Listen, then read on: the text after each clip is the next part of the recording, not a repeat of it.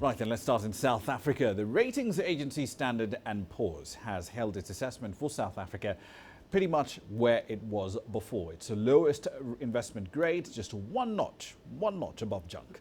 It avoided downgrading its foreign currency debts to junk status. The country effectively narrowly missed downgrades from Fitch and Moody's last week. Political turmoil in Africa's most industrialized economy, including now dropped fraud charges against the Finance Minister Pravin Gordhan, have overshadowed efforts to boost investor and business confidence.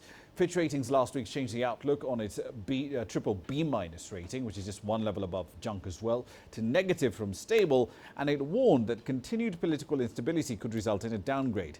Moody's now rates South Africa's debt at the second lowest investment grade level with a negative.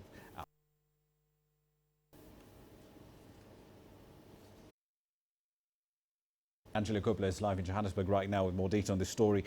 Angela, what sort of reactions are you getting to this decision from S&P?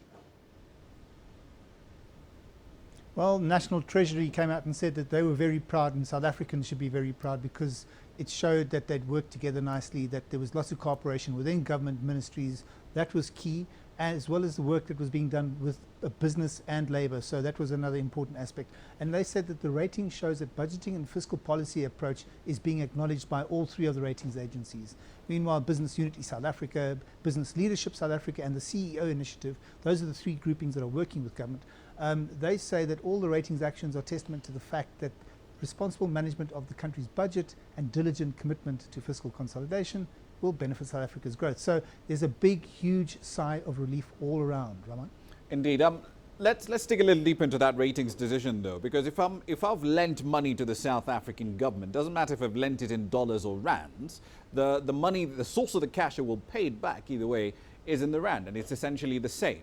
So why this distinction, holding the foreign rating essentially where it was before, but then cutting the domestic credit, the domestic rating by S&P?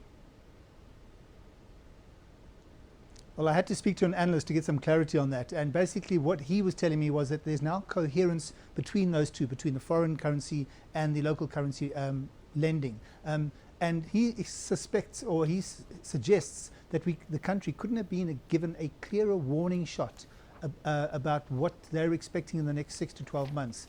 There are no more chances, according to what he's saying.